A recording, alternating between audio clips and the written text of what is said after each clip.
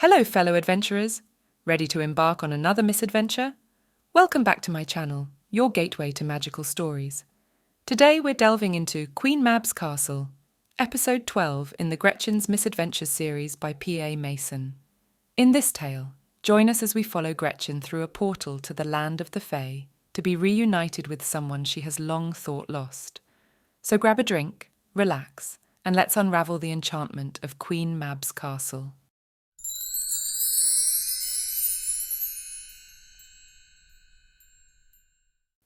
Chapter 1. The ogres will come by next week with a new load of stones. They say the colour is the closest that can be found in the local quarries. Jürgen tapped a scrawled entry in the ledger spread in front of him, and Gretchen took a gulp of coffee to keep from looking bored. Once the foundations are firmed up, it won't take long to get the rebuild done. Some walls are still stable enough to work with, but you have to decide now if you want any alterations to the layout. Decisions. More of them every day to contend with, Gretchen lamented. Nah, the cottage is perfectly fine as it was. There's only me and Piper. It's not like I need to go building a palace. I'd have less room for the garden. Gretchen glanced out the window, knowing she'd have to make a move soon. Thank you, though, for everything. I wouldn't know the first place to start with all this stuff. Initially, Gretchen thought Jürgen's offer to oversee the project came from a place of wanting them out quicker. But she saw how eagerly he took to the task of tallying numbers and making lists. And with Nellie the brownie back at the tavern, he had a lot more time on his hands. Jürgen ran a tight ship at the Salton Bog, but the watering hole was cleaner than Gretchen had seen it in a long time, with Nellie zipping around muttering about a deep spring clean. I'm just sorry I didn't get there sooner. Jürgen rubbed his chin with haunted eyes. Maybe I could have saved more. Gretchen had only been back to the cottage once since the Wizards Guild had razed it to the ground. It hurt too much to see her home in ruins. But it wasn't the troll's fault it burned. And Gretchen reminded herself each day that it was all just stuff inside. Nonsense! Gretchen had already had this conversation but felt it needed reiterating. You did what you should have done. If you'd gotten there earlier, like as not, you'd be a pile of ash too. And if you hadn't gotten a message to Cordelia in time, I wouldn't have the gold to go about rebuilding, would I? That, and a separate fortune which was burning a hole in her proverbial pocket, which reminded her, Look, I've got to run. It's the only day the candlemaker would agree to give me the tour of his shop. Gretchen stood and patted the regular pouch dangling from her belt, wondering what she was forgetting this time. Don't sign anything until you can have an inspector look at the place, Jürgen cautioned. You'll only find out about the problems once the place starts falling down around your ears otherwise. Gretchen nodded and refrained from sighing. Of course, inspectors, contracts, decisions. Piper! She hollered up the stairs. Her ward appeared and trotted downstairs with Rufus in tow. The hound's jowls glistened with slobber, and Gretchen wrinkled her nose. I'm going into the city to check out this new shop. Are you coming? Piper glanced between Jürgen and Gretchen and gave a sheepish smile. Jürgen said he'd take me fishing today. Fishing, of course. A nice little day trip out into the woods while Gretchen was making one of the most sensible decisions of her life. Gretchen raised her eyebrow at Jürgen, who only nodded, and she puffed out her cheeks. Sounds like fun. Just you watch out for those pixies. I haven't got any antiseptics made. Piper nodded and grinned, then bounded up the stairs where she was likely poking through the stuff Nora hadn't quite gotten around to moving yet. It was a wonder the tavern hadn't gone up in smoke too. While Jürgen swapped his ledger for a picnic basket and fishing poles, Gretchen poked around in her pouch and fetched her brand new broomstick from the cupboard. Everywhere she went, she felt woefully unprepared since the destruction of her infinity pouch. It was something she knew she just had to get used to. Carrying around every potion she ever brewed and all the charms which may or may not be useful on her travels wasn't normal. But as soon as she had some space and time, she'd sworn to make it her business to learn how to enchant another, even if Elod said it would be a fool's errand. After making her farewells and waving at Nellie, who kneeled around the back of the tavern pulling weeds, Gretchen hefted her new broomstick in her palm and stared at the muddy patch of dirt at the bottom of the yard reserved for takeoffs and landings of the witch variety. A little sadly, Gretchen swung the broom behind her and held it under her rump with 2 hands. It lifted off the ground with barely a waver and accelerated into the air with avian-like grace. It wasn't that she missed a running takeoff, which left her in a tangle of bushes half the time, or the sickening sense of an unavoidable crash landing, but the new broom just didn't have any personality. By the time she'd hit an ideal altitude and was headed in the right direction, it was almost like she could forget driving the darn thing and take a nap. Gretchen reminded herself it was a good thing. To be fair, she recalled all those times she'd let off a slew of curses at her broomstick for being petulant or disobedient, along with hearty threats to throw it on the fire. But she missed her old vehicle. That it had perished in a fire that was none of her doing felt like she'd tempted fate. The morning was bright and clear, the clouds minimal, and the bird life had apparently all made their errands for the day to leave the skies ahead of her unimpeded. She had a large sum of gold held in trust by the Witches' Academy, and was on her way to look at a new place of business where she wouldn't freeze her backside off in winter. Her cottage was on the mend. The people she cared about were safe and well, and the only thing that was irreplaceable among what she'd lost was sentimental things and her infinity pouch, which she would have less use for with a proper establishment city side. So why, Gretchen mused, wasn't she happy? A thought bubbled to the top of her mind, an old quip her great-aunt Esme would rattle off when people would start whining. You can't have everything. Where would you put it? Gretchen would have loved to have seen the look on her aunt's face when presented with an infinity pouch as a suitable answer. But the absence of the pouch didn't account for all her glumness. With a clean slate, everyone expected her to make decisions about her newfound fortune, and with decisions came opinions, and everyone seemed to have one of those. Nora was already off in a neighbouring kingdom, but scribbled messages in their twin charm notebooks, incessantly trying to convince Gretchen to give up on the cottage and buy a fine shop in the city with a proper dwelling on top. Jürgen couldn't see the sense in still wanting to run a potion shop at all, and spoke at length about investing the gold in sensible ventures.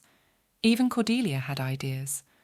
While her sister supported the notion of rebuilding the cottage, if with a few improvements, she kept talking about a witches' cooperative to sponsor with the provision of a workshop to earn a percentage of their sales.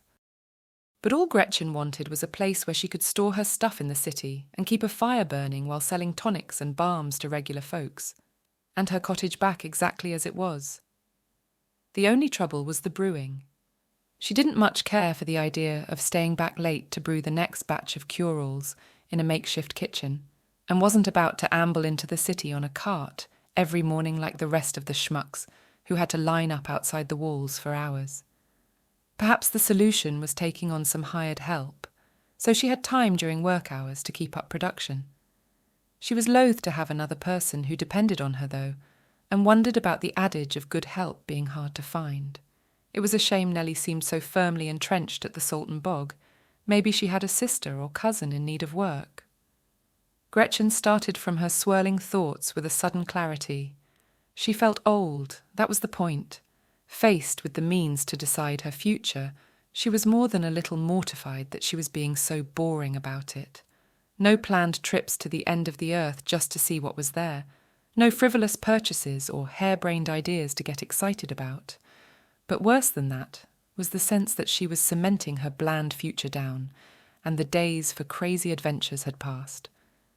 With a market stall made of bamboo which could be disassembled in a few minutes and stowed in her pouch, Gretchen had never felt a pang of guilt for choosing not to open up shop when it didn't suit her. She had no overheads, no obligations. Except that wasn't exactly true now. She had Piper to consider in all this, and with the means to build a stable future for the kid, it was time to hang up her own boots and focus on all the things Aunt Esme had done for her to grow up the next generation with both food and shelter factored in. But perhaps there was time for a little trip away before settling for Humdrum, a quick stopover at Virag's Mountain before cruising with Piper somewhere warm and beachy. It'd do the candlemaker good to think she wasn't in a rush. A glint of light caught Gretchen's eye overhead, and she veered her broom upward to check it out. Beyond a misty cloud, a patch of air shimmered, and Gretchen's throat tightened as she recognised it as a portal She hadn't seen one in months, and the last time she'd been foolhardy enough to try diving into a portal, the wizard in a weird kind of waiting room sent her out falling through the sky. She should really just keep flying. Nothing but trouble awaited her on the other side of that doorway. Turning lazy circles around the glimmering patch, an irresistible tug at her curiosity kept her from speeding away. It could be the portal to the Tooth Fairy realm. Gretchen hadn't seen Tula and her little ones since blowing up the Spider City. It would be nice to see how they were doing and make sure the giant arachnids weren't regrouping. Yeah, Gretchen's voice of reason dripped with sarcasm, without even so much as a light charm in that crappy pouch, much less the bomb you were packing the last time you made the trip. Gretchen was sick of listening to her voice of reason. She much preferred decisions made on a whim. Impulsivity hadn't brought her to serious harm so far in her life, and it was fitting that she should have one last hurrah before settling down into a life of responsibility. After that, she could be all knitted sweaters and homemade preserves. A raven burst through the portal and almost crashed into Gretchen in its flight. After it squawked and darted around her, Gretchen decided that whatever was on the other side couldn't be all that bad. Careening around on her broom with just the right amount of speed, Gretchen hunched over her broomstick and leaned down with gritted teeth to shoot through the portal. The realm beyond would never see what was coming. It was time to get her witchy mojo back.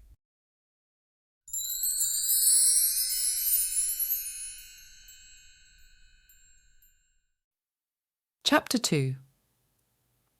Gretchen was glad to burst into another expanse of sky instead of a wizard-manned chamber, and the forest below reminded her of the Tooth Fairy realm. She was happy to settle for a pleasant visit, and thought the pinkish hue to the sky made for a nicer outlook than the oppressive permanent twilight last time she'd made the trip. But the first problem she'd encountered back then was finding a spot to land her wayward broom. Even with her new compliant vehicle, the terrain looked dense, so she veered downward toward the canopy and slowed to make a more careful inspection. What were the chances of her appearing in the same proximity anyhow? It could take a lot of time stomping around the woods to find the little buzzards.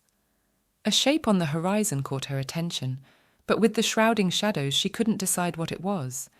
It was vaguely castle-shaped, but could have been jutting rocks or some kind of cliff. Gretchen was about to head toward it and take better stock of her surroundings when she saw a small clearing ahead. Making for that instead, she slowed her broom, so when she hovered over the opening in the canopy, she simply drifted down the ground. Fancy parking, Gretchen thought, and more than a little embarrassing when in company with other witches. But she didn't have time to dwell on the thought, as she looked around and frowned. This wasn't the Tooth Fairy realm, or if it was, they had some new inhabitants getting around. The same spherical lights bobbed among the branches, but the banquet laid out in the middle of the clearing was definitely not fairy-sized. Overturned goblets and remains of a half-eaten feast dotted the length of the oak table, but was strangely absent of partygoers. Gretchen froze, her spine straightening as she strained to listen beyond the rustling of leaves to who might be hiding in the shadows. She supposed her gate-crashing could have scared them off, or perhaps whoever was responsible for the feast was setting some kind of ambush, and she had nothing other than a couple of coins and some odds and ends in her stupid pouch. Perfect. Without even the means to stow her broom away, Gretchen gripped the handle and figured it would make a suitable blunt weapon if it came to it. It wouldn't be the first time she'd used a broomstick as a cudgel against biting pixies. But nobody came. Gretchen's jaw loosened and she scratched her head as she wondered what to do next. Zooming back off into the sky and making her appointment in the city would be the sensible move. But she could do that any old time. Inhaling through her nose, the scents from the table made her stomach rumble, and she cautiously stepped forward to get a good look at the spread. Anyone who was rich enough to have 3 kinds of roasted beasts splayed on platters, then leave them behind mostly untouched, surely wouldn't care about an old witch begging a plate of her own, and maybe some of the fruit pies as dessert. Slumping into a carved chair somewhere down the middle of the table, Gretchen's mouth watered at the fragrant scents, but couldn't quite bring herself to dig in. Something was off in a big way. Had something else scared the revellers off? A silver candelabra held a half-dozen flickering flames.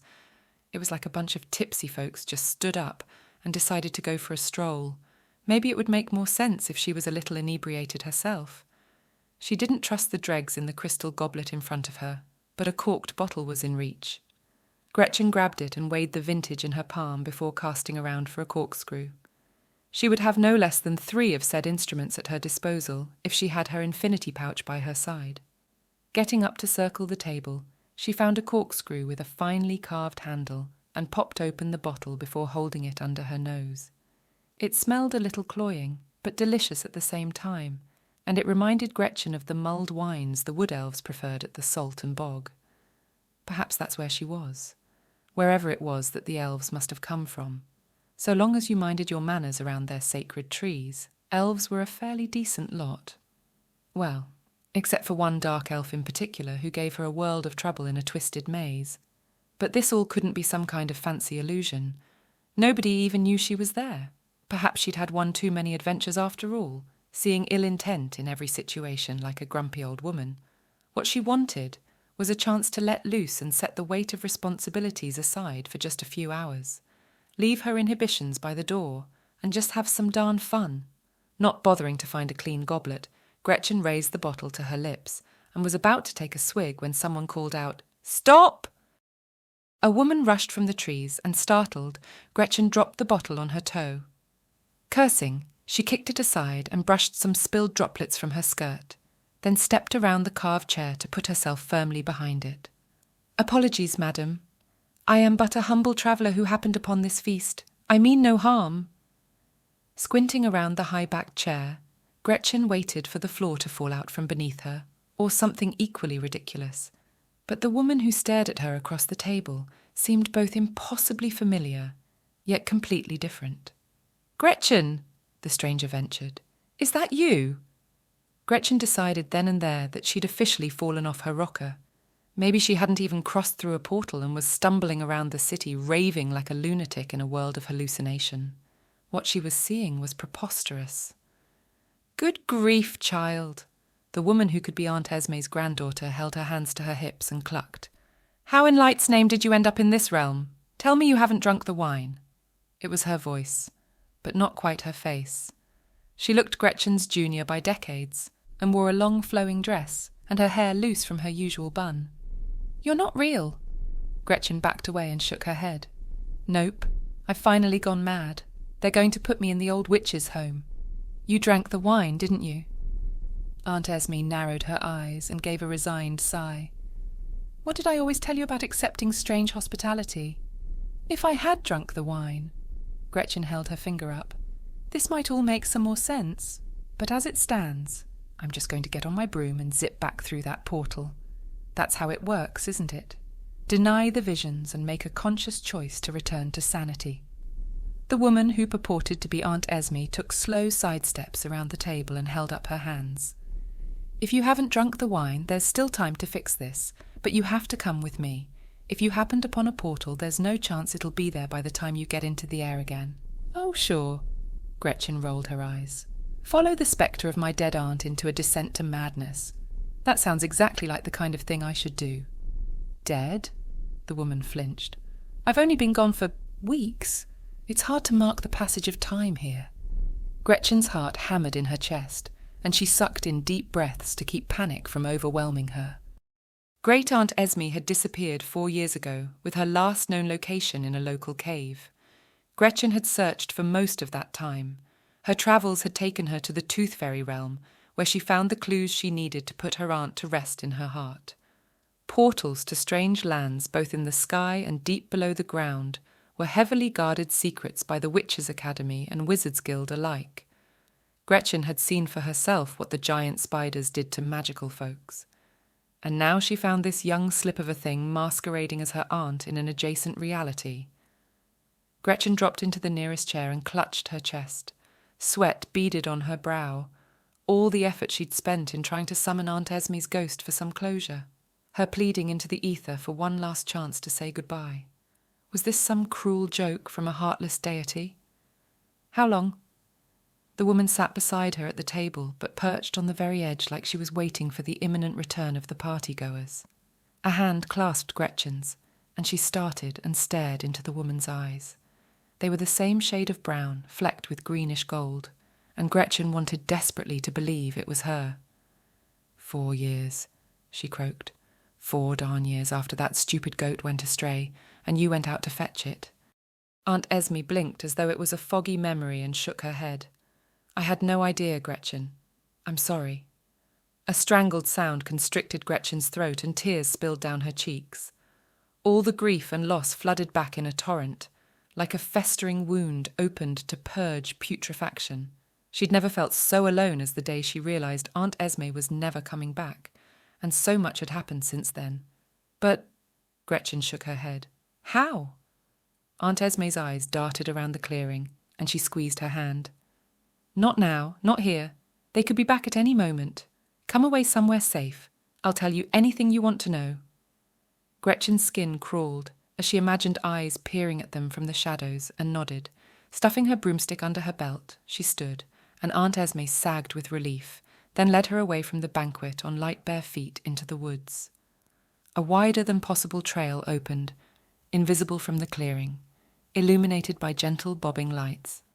Wherever they were heading was a ways from where they started, and Gretchen gasped for air as Aunt Esme trotted ahead effortlessly. At some point they left the trail and stepped into the woods proper, only slowing to clamber over logs and duck under branches. The forest was both older and more intimidating than the woods back home, though Aunt Esme reached out to each great tree they passed, to trail her fingertips over the trunk with a passive reverence. It was hard not to believe that the native inhabitants wouldn't find them, but Gretchen had to put her faith in Aunt Esme's urgency. If this wasn't in fact all just a vivid dream. But soon enough they approached the entrance to a cave, and Gretchen stopped short with a wild look flung Aunt Esme's way. A cave? Really?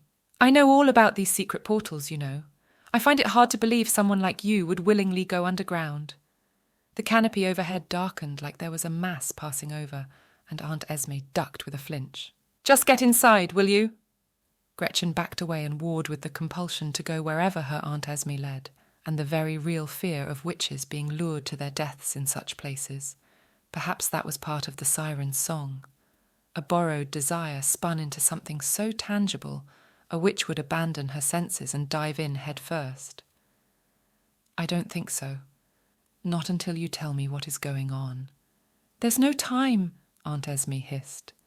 The canopy darkened again, and she shrank back to the shelter of the cave. Queen Mab holds the ways in this realm.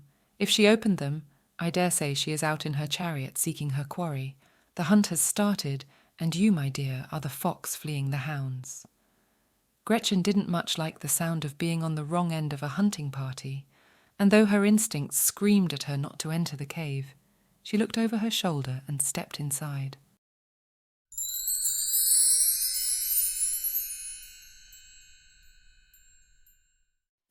Chapter 3. Inside the cave, Gretchen found a dwelling that felt surprisingly homely, though she kept looking at the curtain draped over the far wall where she imagined the passage continued. Aunt Esme touched spheres around the glimmering rocky walls, which bathed the room in soft light, revealing a hollow in one wall where a bed was situated, and a wicker table and chairs. There was no fireplace, but Gretchen thought the air was perhaps as temperate as the fairy tale realm, and cushions and textiles added earthy splashes of colour. Aunt Esme gestured for her to sit and unwound a woven mat from a hook by the entrance as a makeshift door. "It's not much, but it is mine," she shrugged. "The fairies make for good company, but I insisted on having my own place." Gretchen glanced at the sheaves of paper on the table with inky sketches of winged creatures. Her aunt was studying them, it seemed. What happened? Gretchen couldn't quite bring herself to call her aunt. "And how did you get away from the spiders?"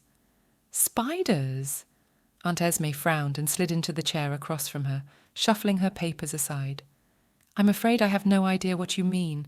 I arrived here through a portal and happened upon a party of fairies. After joining their feast, this happened." She gestured at her body and shrugged. "I surmised it tied me to this place somehow. There are other ones, old crones who sit around in a daze mostly. Youth must be better than a hangover." Gretchen chewed her lip, setting those questions aside for the moment. This isn't the first portal I've been through. The tooth fairies came after me a little while back. Their forest was full of giant spiders, the kind that sucks a witch dry of both their magic and vitality. I couldn't search every one of those nests, but I assumed that was what had happened to you. It's taken a good long time to wrap my head around the fact you were gone. And now, here I am. Aunt Esme rubbed her fingertips together, a habit of hers while thinking, and she nodded. Perhaps there are some similarities, though I think I'd prefer to be here. How's your sister? Gretchen blinked and fought a twinge of annoyance. Her aunt didn't appear at all grief-stricken. For her, it had only been a brief vacation. Vice-Chancellor of the Academy, like as not ruling the world by the time we get back. You know her, she's fine, always has been. Vice-Chancellor, Aunt Esme gave an appreciative nod and a smug grin. She always had a habit of getting precisely what she wanted. Yeah. Gretchen arched an eyebrow, wondering how long they would chat over what seemed of so little consequence. So do you know?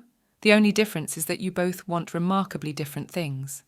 Well, if by precisely what I want, you mean my childhood home burned down, my stuff gone, and my dead aunt looking younger than me, then sure.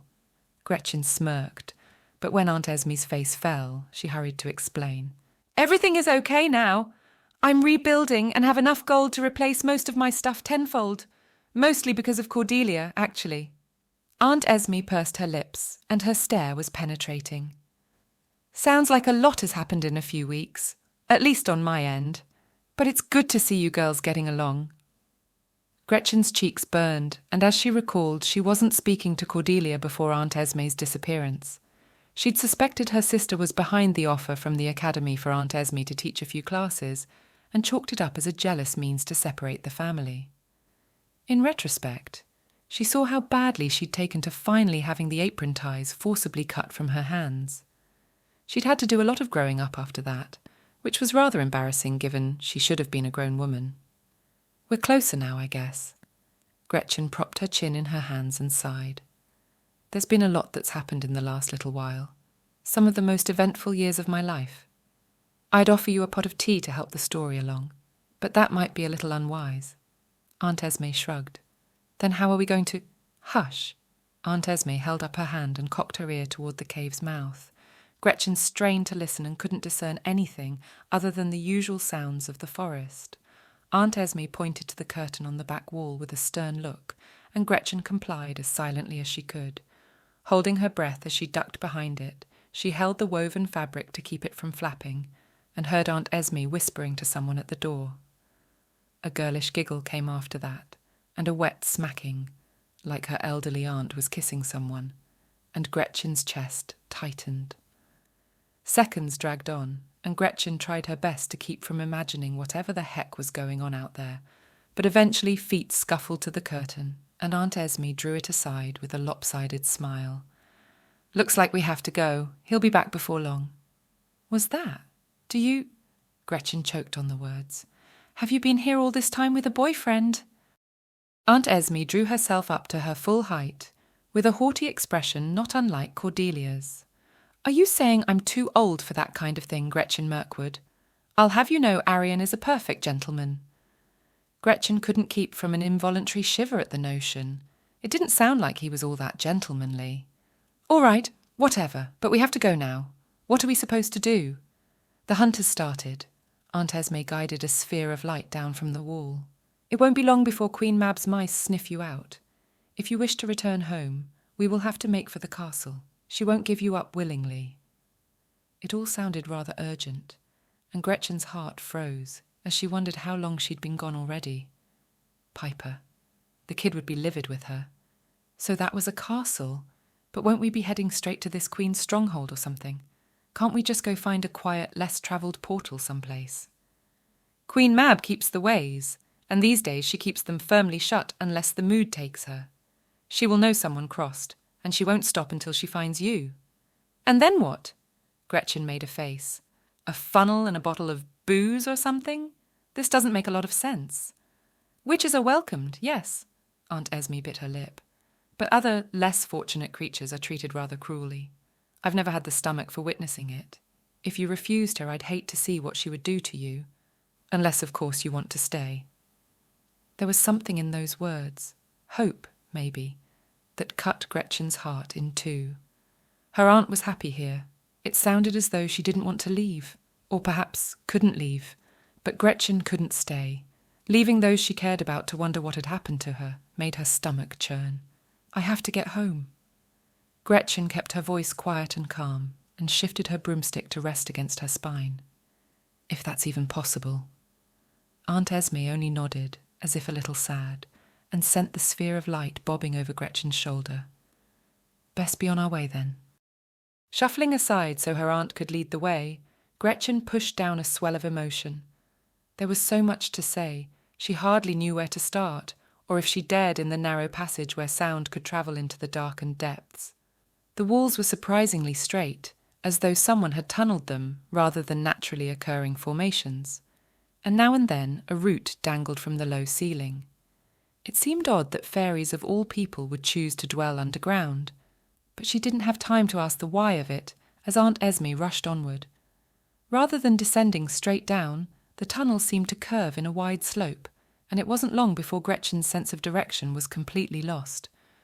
It made sense, perhaps, that the locals didn't want to disrupt the forest overhead and made their roads underground, but if that were the case, they should surely have passed somebody by now. Not having seen one of these fairies, she tried to reckon with their wingspan and the width of the tunnels, but before she could form an opinion, Aunt Esme halted, and Gretchen looked over her shoulder at the cavernous opening ahead. More lights dotted a vast underground space, and there was definite movement which Gretchen tried to make sense of. She squinted at a glimmering wall and hunched figures who pushed handcarts back and forth. "Miners," Aunt Esme whispered. "The poor folk who stumble into a portal and aren't favoured by Queen Mab." Gretchen gasped. The shining substance on the rocky wall looked unfamiliar to her eyes, but its whitish colour suggested it was some kind of crystal. The tooth fairies used teeth to make their magical dust. If there was a more local substance that offered the same kind of mojo. "Slaves?" Gretchen swallowed. "This stuff powers the realm." Aunt Esme touched the sphere of light which bobbed away from her finger. "All the conveniences, yes. I don't know the intricacies of how it is used. It has been something I've been carefully looking into." "So this stuff doesn't open portals?" Gretchen winced as a figure hunched over a handcart slipped and fell into a heap. "We'd need a big one to get everybody back home?" Aunt Esme gave her a curious look and pressed her lips together.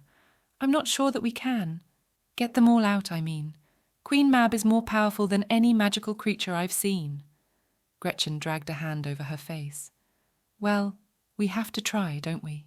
You can't possibly be happy here knowing who is being stood on for the convenience of the upper crust." "You think I have been revelling while ignoring these people's plight?" Aunt Esme hugged her arms and stared down at the cavern. "I plan to find a chink in Queen Mab's armour, but in the meantime I can't have her torturing you." "So, you plan to stay?" Gretchen couldn't keep the bitterness from her voice. Aunt Esme looked up and brushed a tear from Gretchen's cheek with her thumb. Her own eyes glistened, and she bit her lip. "I don't know, Gretchen. This is all a lot for me to take in. I've only just started to suspect my own captivity. Even if I could leave, I'm not sure I could abandon these folks to their fate. But how long can you reasonably stay without partaking of their feasts?" Always with the food, Gretchen thought. And this time she didn't even have a bottle of pickled eggs to get her by.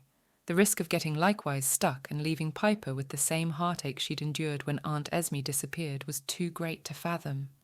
How long had she been gone already in their world? Days? Weeks? The choice was bitter, but Gretchen made herself stare down at the miners as she spoke.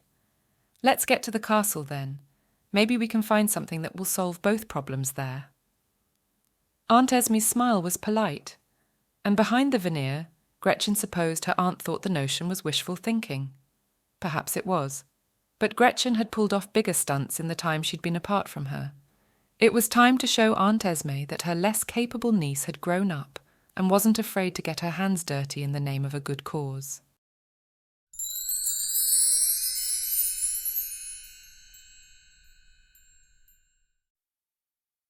Chapter 4. Aunt Esme led the way around the cavern and didn't seem fazed by the dirty faces that glanced their way as they passed. She nodded to a few of them and they returned the gesture without the open hostility Gretchen thought would be warranted. Perhaps her aunt had been speaking with them in her effort to study the fairies. It sounded like something she would do. Dwarven faces worked alongside human, ogre, and gnomes so far as Gretchen could see. There were no pointed ears within sight, and Gretchen wondered if elves were among the welcomed in the realm. She couldn't see where the crystal substance was being carried off to, and wondered if they likewise ground it into powder. There were so many questions, not least the more intimate ones of her aunt's intentions, but they were fast approaching a wider passageway with carvings in the surrounding stone facade. A set of metal tracks on the ground held empty wooden buggies, which Gretchen imagined were for transporting the crystal, and Aunt Esme climbed into the furthest. "This track will take us underneath the castle." She patted the side of the wooden crate. "There will be guards at the end of the line, but we will have to deal with that when it happens." Gretchen reached for her pouch and grimaced. "I had an infinity pouch up until a few weeks ago. Would have come in real handy right about now." "An infinity pouch? I've only ever read about those." Aunt Esme's eyebrows climbed her forehead. "But half of being a good witch is knowing how and when to improvise. Some of the best magic a witch wields is all in the imagination." Gretchen's lips twitched upwards, and she climbed into the buggy behind Aunt Esme. It seemed her steady stream of wise words hadn't dried up with a youthful face, and it was the first time since arriving it genuinely felt like this young woman was her aunt. Aunt Esme fiddled with a contraption which got them moving before pressing the sphere of light with both hands until it winked out of existence. Gretchen blinked at the loss of light, and the tracks soon plunged into inky darkness as the cavern behind them dwindled to a tiny window. The silence felt a little awkward with only the thrum of wheels on tracks, so Gretchen poked a little at how her aunt had been passing time. "So, a few weeks, huh? What have you been up to then?" There was a pause before she answered. "Well, you saw the feast. That's basically the sum of it. The fairies live from one lavish party to the next, only to be disrupted when the hunt is called. They tell stories, sing ancient songs, play the most incredible music, and keep slaves underground to do all the work," Gretchen finished. "Sounds delightful." Gretchen bit her lip to keep from spitting any more barbed remarks. Her resentment was misplaced. If it weren't for Aunt Esme's warning, she too would be enjoying the fairies' bounty, probably to excess. "It took a while to get my wits about me after the first party. They call Mab the midwife of dreams. It can seem like moving from one vision to the next at times. My mind feels different when I'm with them." "Is that why you called out stop in the clearing?" Gretchen shifted in the buggy to get more comfortable amid the jostling as they whirred over the tracks. "I think it's only fair a witch knows what she's getting herself into, and I had to know if it was possible to return. New witches come now and then. I promised myself to be the first to find the next visitor. Never thought it would be my own niece, though." She tutted at the last, and Gretchen imagined her aunt's wizened face at the familiar sound. "Well, if you've planned that far ahead, what's at the castle?" Gretchen rubbed her chin and wished she could get a read on her aunt's facial expression. "Queen Mab doesn't always invite us to the castle, but when she does, the soirees are magnificent. There is one chamber she insists we don't visit, and I'll wager that's where we need to go." So, at least they had some semblance of a plan, even if there was no way to know what kind of sorcery they required to steer an interdimensional portal, which begged its own question. "Have you used any magic since coming here?" Gretchen scrunched up her face as she waited for her aunt to reply, hoping she didn't pluck a raw nerve. How she could have gotten by 4 years without so much as a spell book was beyond Gretchen's comprehension. I'm not sure." Aunt Esme sounded both bewildered and a little shamed. "I can't remember having needed a spell since arriving, but surely I have. It's like breathing." A witch who couldn't perform magic as she aged was prickly when the fact was brought up, and Gretchen got the feeling Aunt Esme wouldn't be any different. "Right. I don't know how magic rolls around these parts, but I can use fairy dust, no problem. So, if you have any ideas on what kind of magic we will be up against—" "Hush!" Aunt Esme's voice dropped to a whisper. "I see light up ahead." Gretchen craned her head to see a sliver of light growing and pushed aside a twinge of annoyance. Every time it seemed like she was getting close to having some kind of flowing conversation with her aunt, it got cut short. But she similarly didn't want to risk being overheard by whoever was on the other side of the tunnel. If they hadn't already alerted the guards and were heading into an ambush. But as they approached the end of the line, the buggy slowed, and there was no sign of a welcoming party. Both Gretchen and Aunt Esme slunk further down into the carts until they ground to a halt, and Gretchen blinked at the rocky ceiling and damp smell. The next buggy along rocked slightly, and the sound of bare feet on the ground moved Gretchen to follow Aunt Esme's lead. Her aunt crouched on the dimmer side of the tracks, and winced when Gretchen landed with less grace and more noise. "There will be guards around somewhere," she whispered. "Do try and be quiet. Stealth was never your strongest suit." "Do you know your way from here?" Gretchen whispered. "No, only the accounts of the miners who sometimes come this far to do repairs." Aunt Esme chewed her lip and peeked around the side of the cart. "The dwarves maintain a great machine, though they don't fully understand the workings of it. They say it is fueled by magic and creates magic. But that doesn't make any sense." Gretchen frowned. "It can't work both ways." "I've given it a lot of thought. The only hypothesis I can come up with is that the crystal in this world absorbs magic." Gretchen mulled that over and spoke before her aunt could take off again. "Like a focus? We do that plenty at home. But magic is everywhere. You don't exactly have to bottle the stuff." "Perhaps you do, if it is for your exclusive use." Aunt Esme raised her eyebrows. "And magic being everywhere isn't exactly true. Think back, Gretchen. What did the Academy teach you about its source?" Now there was a question. Gretchen drew a deep breath through her nose and recalled her time at school. More tomfoolery and punishment than study. "Magic is the life force of the world." Aunt Esme tapped Gretchen's chest. "Yes, life. It may feel like we pull it from thin air, but without magical beings there would be no magic. We feed it, Gretchen, keep the equilibrium, so to speak. So our presence creates more magic, and Mab is somehow locking it inside the crystal? It's the only thing that makes sense." Aunt Esme nodded. "In my time here I've witnessed no leeching or folks compelled to siphon away their powers. I certainly haven't been casting spells on their behalf. You kindly pointed out that I haven't so much as magicked a flame since arriving." Gretchen sighed, then went to stand. Aunt Esme caught her arm with a warning look, and Gretchen crouched with a questioning look. "There's something else you should know. There are others held down here, ones not in the mines. Fairies despise elves. They are kept imprisoned below the castle." Gretchen's eyes widened, and she tried to recall each of the grubby faces in the lower caverns. No elves that she saw, at least. "Elves? What, the fairies can't get those guys to work or something?" "I think it may be something deeper than that. Perhaps they are the only race that represents a true threat to the fairy folk." Gretchen almost scoffed, but was minded of their surroundings. Elves weren't exactly known as brawlers or purveyors of sinister magic. But then there was her experience with the dark elf Lockathil. Should we be breaking them out or something? If they know how to put these guys down, they're in a better position than us, or they could at least provide some distraction. Aunt Esme shook her head reluctantly. "I asked the dwarves if they would speak to me, and he begged me not to seek them out. Apparently they hate witches as much as fairies in this world." The elves at the Salton Bog had shown no witch prejudice so far as Gretchen had seen, but she supposed it made sense that these elves had a beef with anyone associated with their enemies. "Right, so straight on up to Fairy Castle then." Aunt Esme grasped her hand and nodded. "Let's go." The pair stuck to the shadows against rocky walls, and the tunnel widened beyond the buggies. There was no sign of guards, but evidence of activity slowly emerged.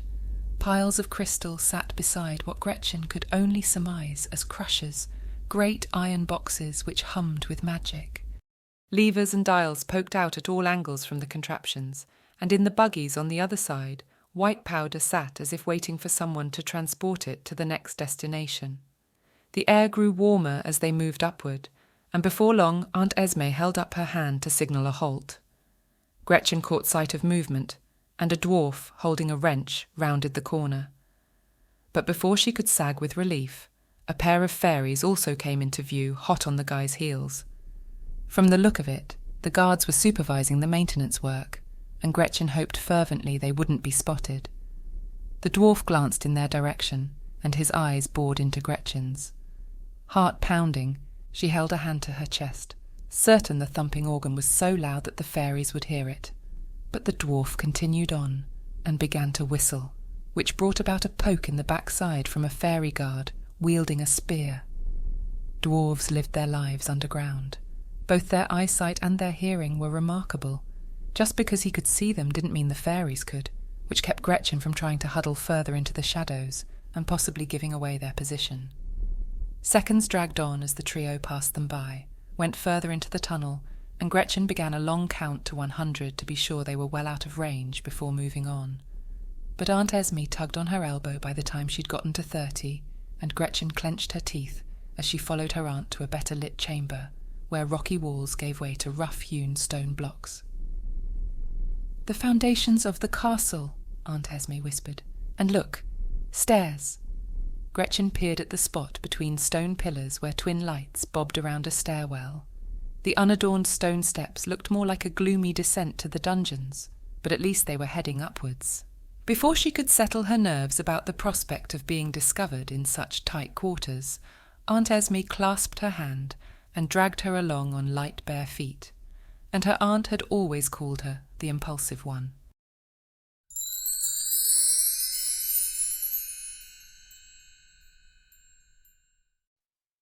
Chapter 5. Whatever luck had brought Gretchen to her aunt in a strange world seemed to hold as they emerged into the crystal castle that was Queen Mab's domain. Although Gretchen reckoned they must have been in the lower servants' halls, the walls glimmered as though carved from crystal themselves, and opulent green woven carpets stretched across wide hallways. Aunt Esme gave her an appraising look and sighed. "We should have found you more fitting clothes." "Fitting?" Gretchen glanced down at her outfit, an everyday black work dress, sensible shoes, and her broomstick strapped to her back. But it was her pointed hat that Aunt Esme was eyeing off, and Gretchen tugged it further down her brow with a grimace and considered her aunt's costume. "Well, I'm hardly going to go prancing around in that kind of get-up." Aunt Esme's eyes flared, and she smoothed her hands down the silky, flowing dress that gathered around her shoulders and seemed to both flow around her lithe frame and mould to her delicate curves. She opened her mouth rather indignantly, and Gretchen hurried to clarify the statement.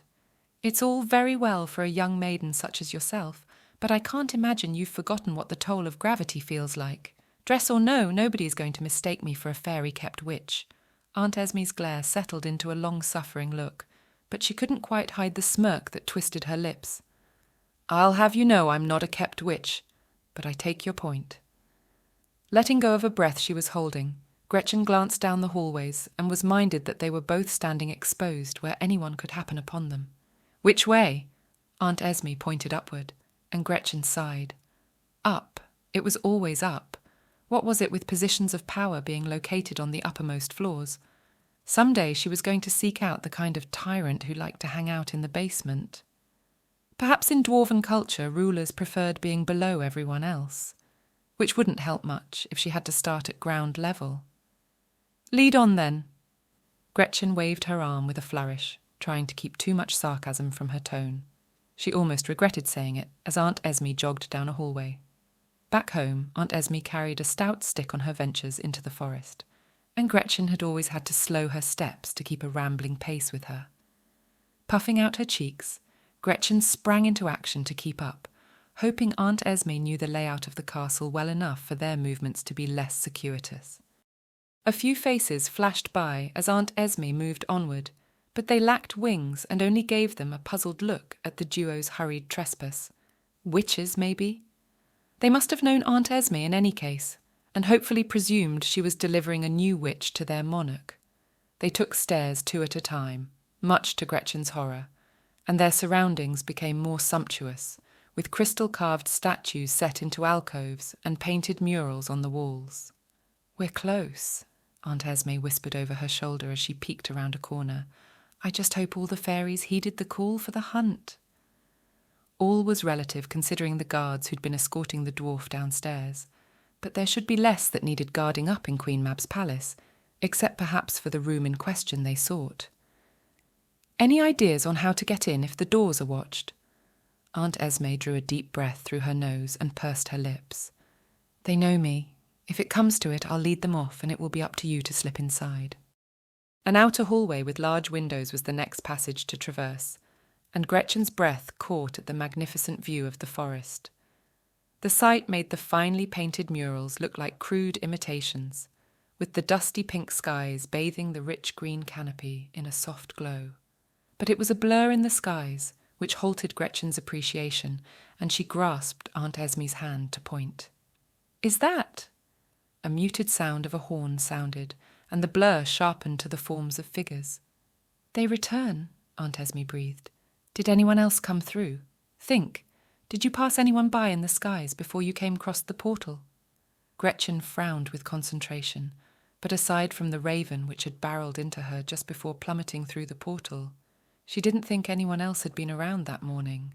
It didn't mean there wasn't a witch who may have happened upon the portal from another direction, though. "I don't know." "We must hurry." Aunt Esme's voice was steel, and she tore off down the corridor as if she didn't care who was watching. "Come!"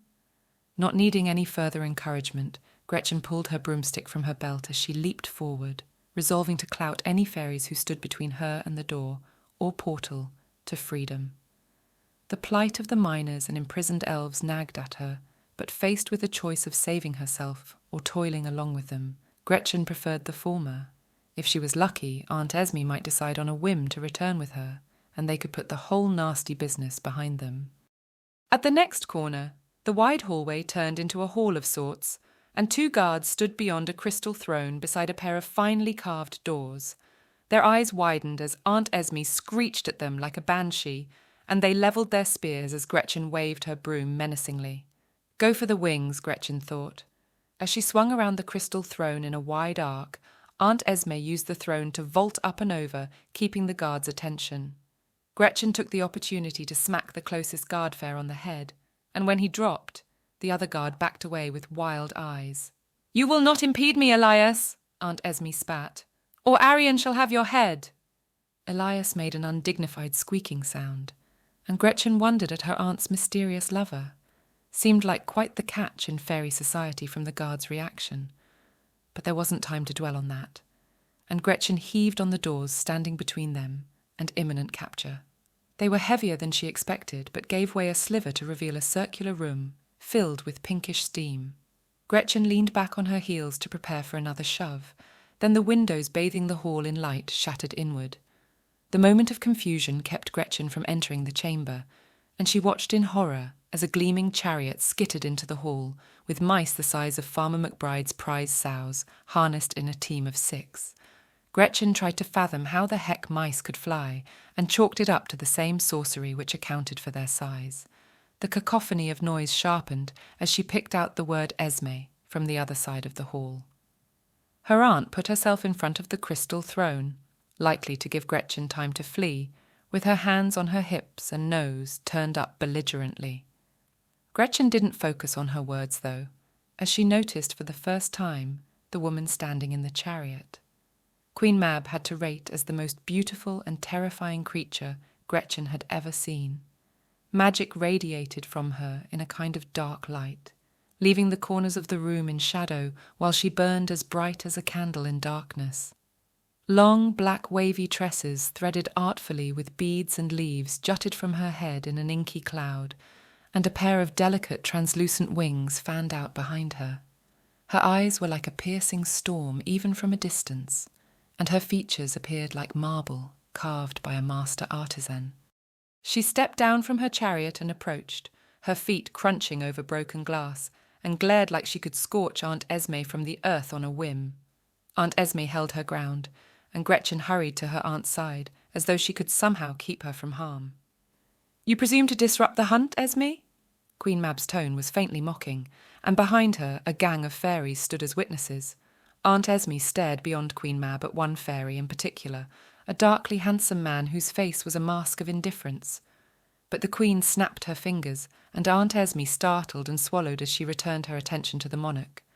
"We deserve the right to choose if we wish to stay." Aunt Esme's voice held a slight tremor, and she leaned back as Queen Mab stepped closer. Those who want to go home.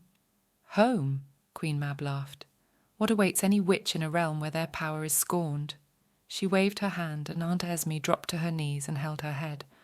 Gretchen gave a cry and reached for her aunt, but as she touched her shoulder, she too slumped to the floor, and visions swam in her mind. Every insult and injustice she'd suffered seemed to coalesce in a montage, from the innocuous right through to times in her life where she feared for her survival. The occasion when she was young and a disgruntled farmer had led a mob to the cottage to accuse Aunt Esme of a blight in his fields. The visions winked out of existence, and Gretchen blinked at the cruel laughter echoing in the hall. "Oh, that is precious. Your kin, then?" Queen Mab loomed over Aunt Esme, and her eyes flickered to Gretchen. "Did your need of your aunt draw you here, then? And you wish to scorn my gifts?" "Let her go," Aunt Esme gasped. "You wouldn't keep a witch who was unwilling, would you?" Queen Mab smirked and leaned over to cup Gretchen's chin. "I prefer them willing, yes, but it is of no consequence to me if she chooses to be difficult." Gretchen couldn't remember a time when she hadn't been considered difficult by someone. "Look, let's just call it a day, huh? I can put the word out on the other side. I'm sure there are plenty of witches who would give their left eye to drink from the fountain of youth and party with you guys. I just have a lot on my plate right now, maybe in a few decades." Silence. Queen Mab waved her hand, and Gretchen's tongue thickened, rendering her mute. "I am disappointed, Esme. That you would attempt to breach my sanctuary is a bitter slight. Perhaps you should accompany your niece to the cells. I imagine you two have a lot of reminiscing to do." Aunt Esme shook her head frantically. "Please, I beg you. I'll do anything if you just—" "Take them to the dungeons." Queen Mab waved her hand and turned dismissively. Gretchen felt her broom wrested from her hand and startled at the disgruntled guard whom she'd whacked on the head. He cast it aside with a sneer and hauled her to her feet. But Aunt Esme's pained cry kept her from a barbed remark.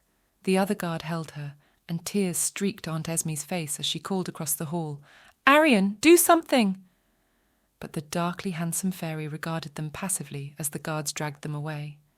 Evidently he wasn't that put out at having his plaything cast aside. Gentlemanly indeed.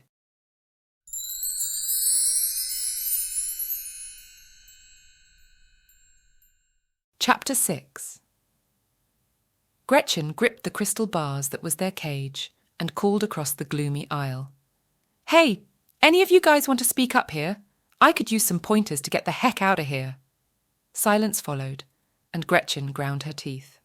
Not one of their fellow inmates had uttered a word since they had been dumped into the cell, and despair warred with fury inside Gretchen's mind. "Winding yourself up won't help," Aunt Esme chided. "We'll figure something out." "Like what?"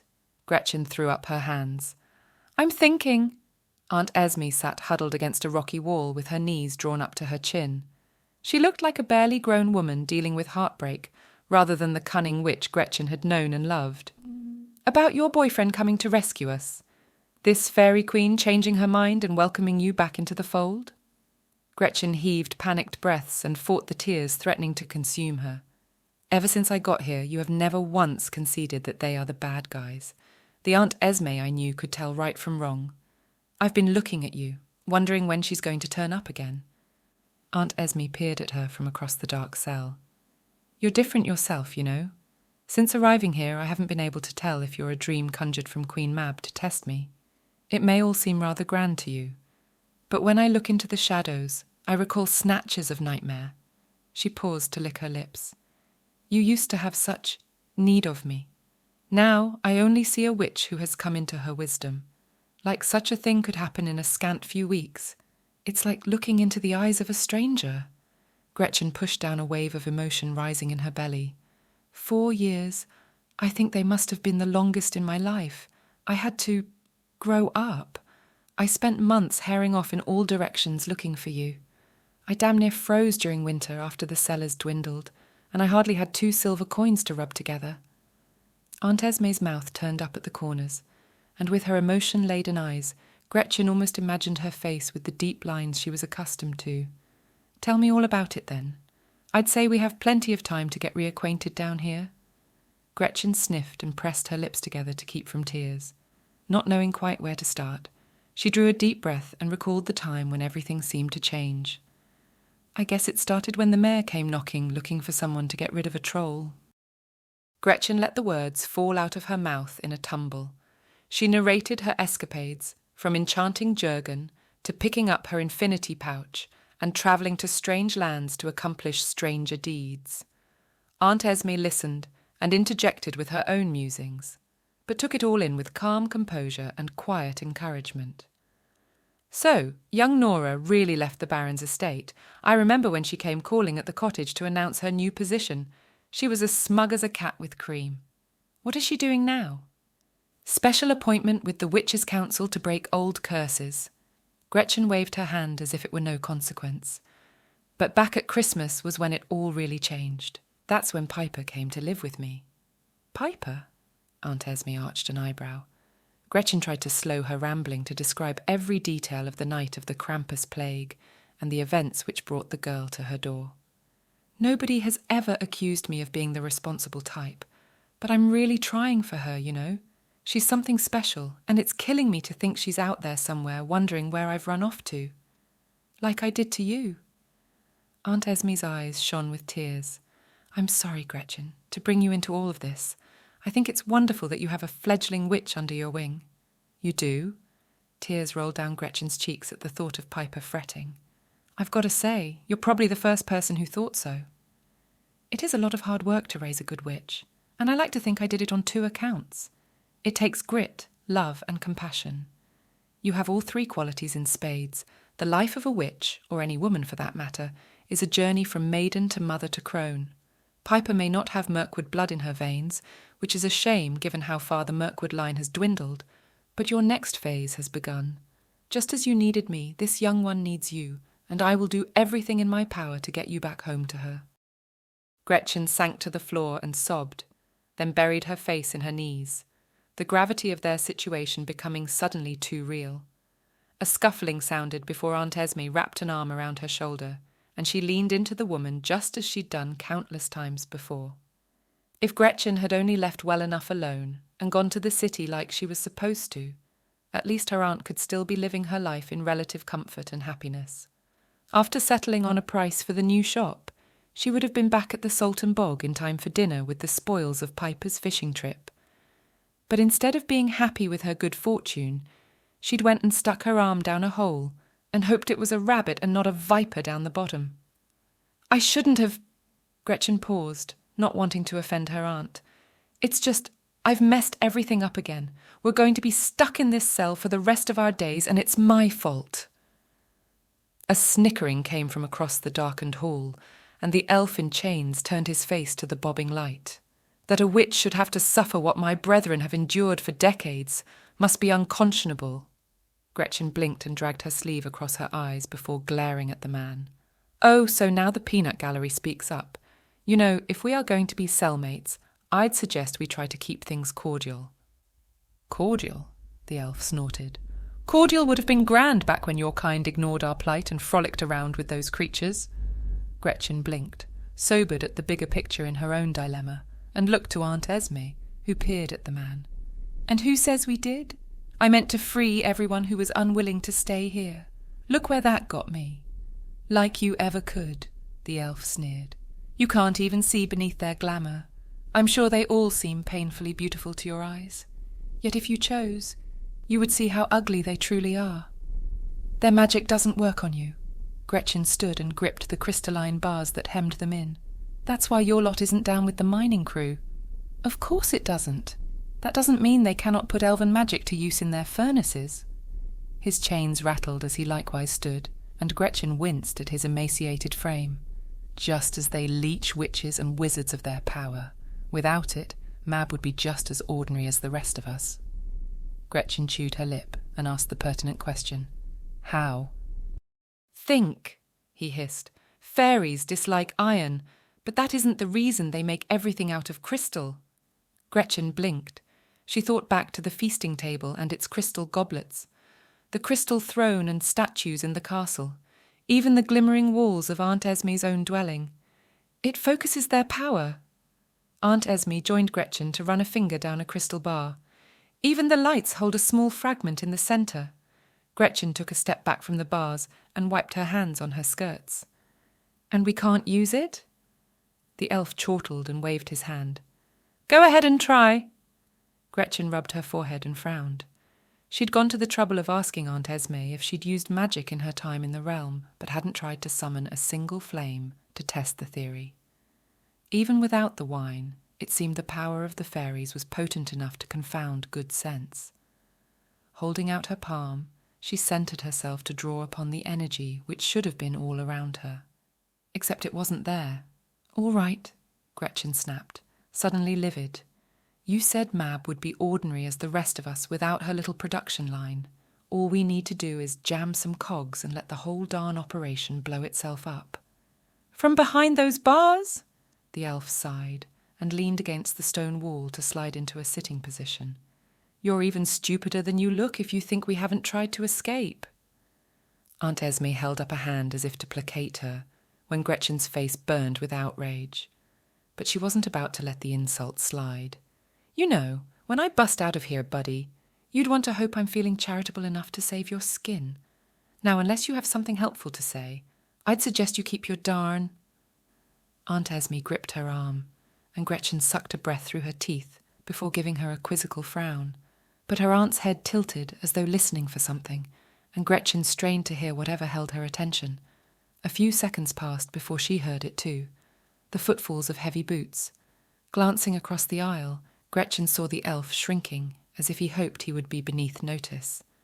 She wasn't sure if the fairies guarded their prisoners in the usual sense of the word, or if they felt magic kept inmates suitably subdued. Gretchen's stomach grumbled at the prospect of a meal delivery. But the boots approached too quickly, and Gretchen joined Aunt Esme at the crystal bars to crane her head in the sound's direction. When a figure emerged in the dim lighting, a cry escaped Aunt Esme's lips. Ariane! Her voice shook, and the fairy took the last few steps in hurried bounds, then clasped her hands around the bars. With their foreheads pressed together like reunited lovers, Aunt Esme and Ariane each made a lover's sigh. Gretchen wrinkled her nose at the gushy display of affection and backed up a step. I thought I couldn't intervene. He cupped her chin and planted a kiss on her lips. I am sorry, my love, but we must hurry if we stand a chance of leaving this place unseen. Gretchen wanted to look anywhere other than the canoodling couple. She glanced at the elf across the way, and behind the fairy's back he glared openly, the oppressor and the oppressed. And in this weird world, witches weren't on the bottom rung. Come, Gretchen! Aunt Esme held her hand out as Ariane swung a section of crystal outward. Gretchen still couldn't fathom the mechanics of it. We must leave now. And go where? Gretchen wondered, but out was definitely better than in. With one last look at the elf who averted his gaze, Gretchen slipped out behind her aunt and hurried after the pair in short order.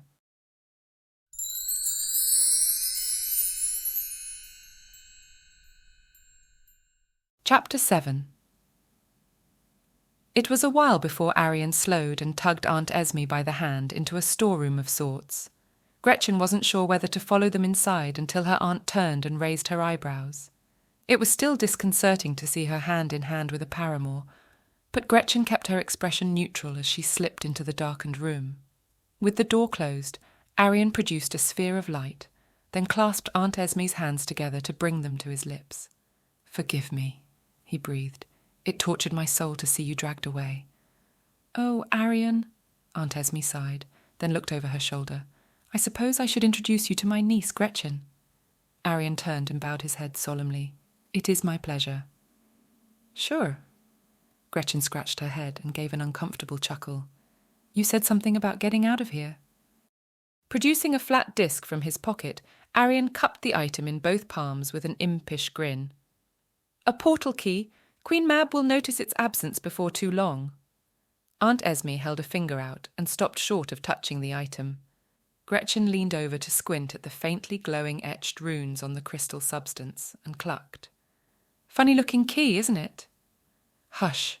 Aunt Esme shot her an irritated look, then her eyes softened as she gazed up at Ariane. "But you'll be found out.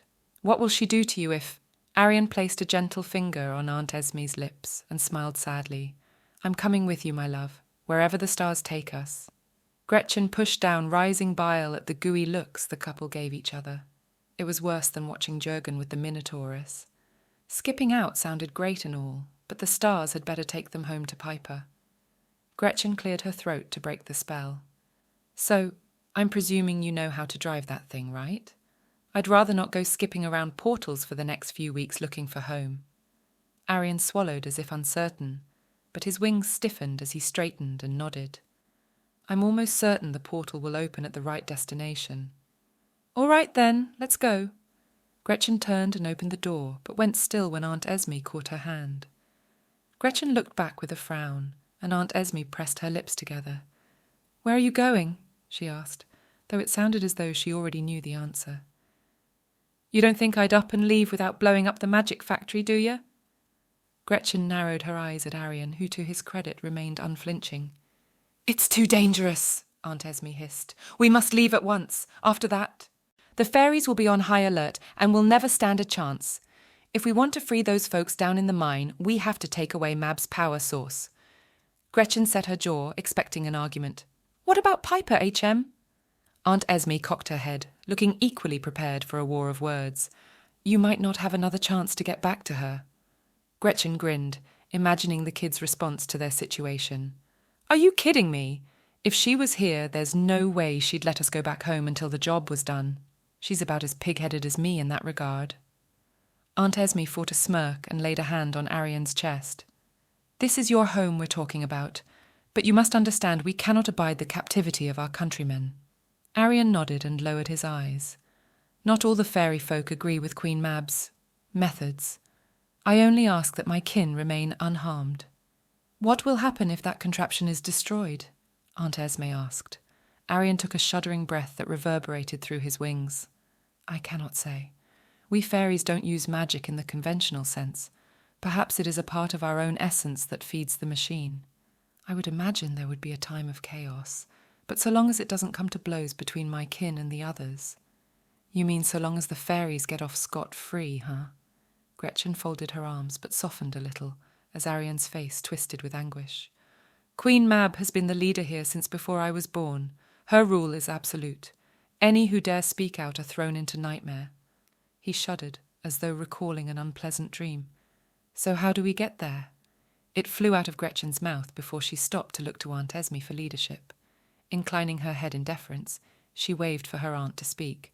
I think the more pertinent question is how we dismantle it. Aunt Esme cast her eyes around the dim room as if a box of explosives might be handy. Gretchen grinned. I'm no stranger to breaking stuff. Getting there and back undetected will be the trickier part.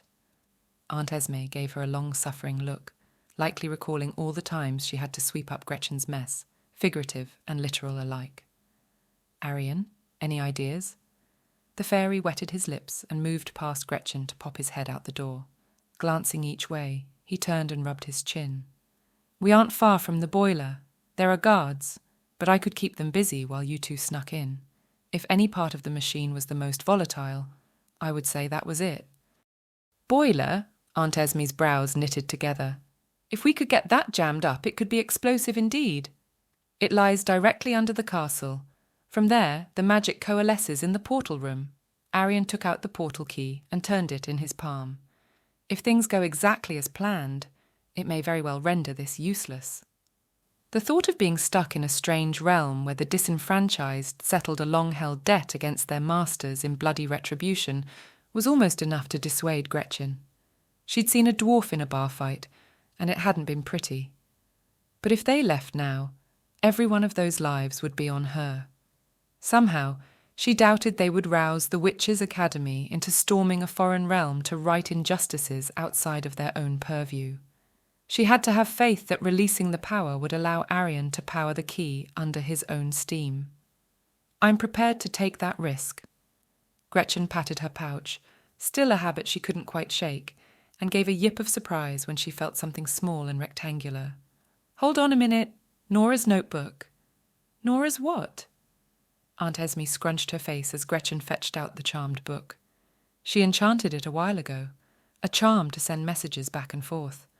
I don't know if it will work across planes, but if there's a chance to get a message back home. Gretchen dropped onto a dusty barrel set against the wall, her stomach tying into knots. Well, what would she say? Sorry I skipped out. I'm about to dive headfirst into danger, and you should consider me dead if I don't write back soon. She wasn't sure that was any kinder than going missing and leaving them to wonder. Give them the truth, Aunt Esme delivering a penetrating look, but be quick about it. We don't want to be found out while you're crafting your own eulogy. Gretchen took a deep breath and rubbed a sweaty palm over her skirt. Something succinct, pithy, something that wouldn't immediately send them into conniptions, but convey a seriousness in case it was the last time they heard from her. Gretchen scratched her nose before pulling a pencil out and opening the notebook to the first page. Their previous correspondence now faded, as both Nora and Gretchen had seen and replied to the last missive. Clearing her mind, she let the words flow of their own volition, then scratched a signature before snapping the book closed. Afraid I found another one of those portals and ended up in a forest with bigger and nastier fairies than last time. About to do something a wee bit foolish, but I promise it's for a good cause. I'll do everything I can to get back ASAP. But for the record, I leave all my worldly possessions to Piper Duncan, to be held in trust by Jurgen the Troll of the Salton Bog, until she reaches her majority. It reminded her of the nagging she'd endured from Cordelia on the topic of wills since coming into money. But it was the best she could do in a tight spot. Said what you needed to? Aunt Esme smirked. Gretchen stood and winced at her joints popping. I must be getting old if I can't come up with something more interesting to say than who should manage my affairs. Aunt Esme only nodded with a roll of her eyes and jerked her thumb to the door. Boring comes with the job of parenting, I'm afraid. Now let's figure out how to explode this thing. Arion was as good as his word and steered the guards away from the door as Gretchen and Aunt Esme slipped inside. The air was stifling, and Gretchen noted where the wall opened up, and tracks carried buggies of the crushed crystal to the boiler. The coast was clear, so Gretchen dragged a sleeve over her forehead and approached the shiny copper tank. Look! Aunt Esme tugged on her sleeve and pointed. The ceiling stood taller than the cavern where the miners toiled, and the same pinkish steam that Gretchen saw in the portal room wafted upward to where a metal fan swung in lazy circles to carry it aloft.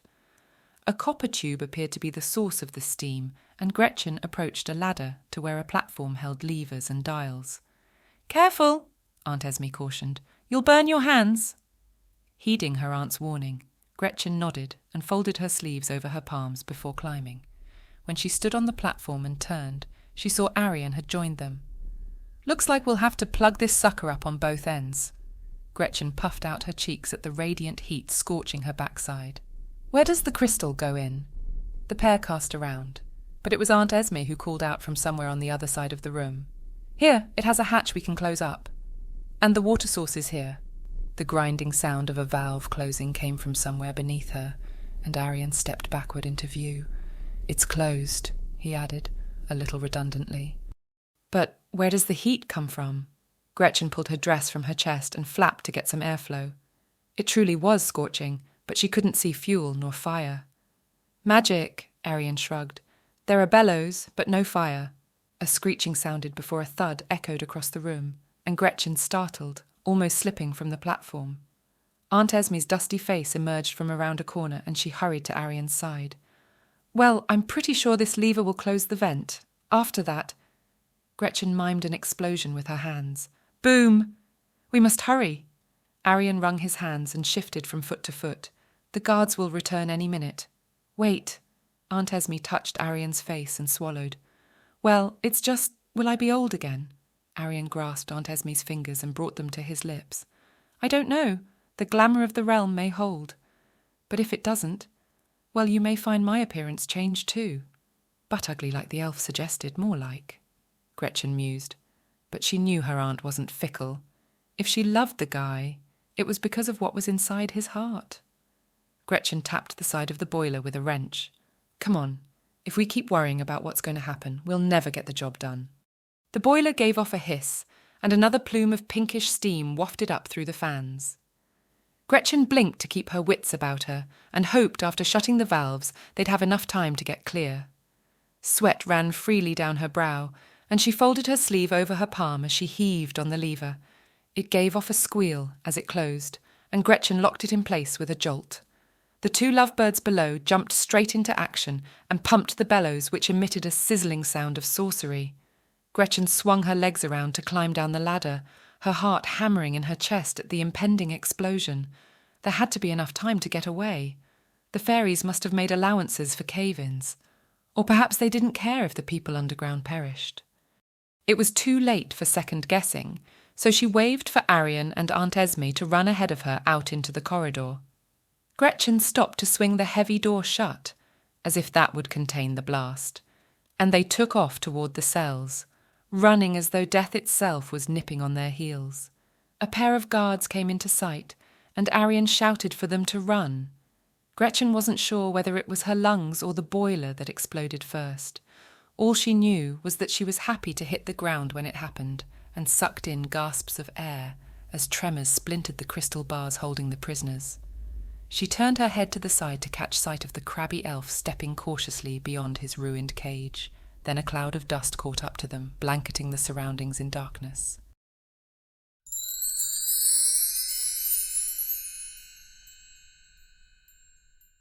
Chapter 8. It took a lot of hollering and screeching to wrangle the chaos that ensued. Now freed from their captivity, the elves made their way toward the surface, vowing vengeance, and the panicked fairy guards retreated to their castle. Arion went on ahead to scout the castle for Queen Mab, leaving the portal key with them for safekeeping. Gretchen's voice became hoarse from trying to hold the elves back, but it was Aunt Esme's magically amplified tone that slowly convinced them to hold their fire.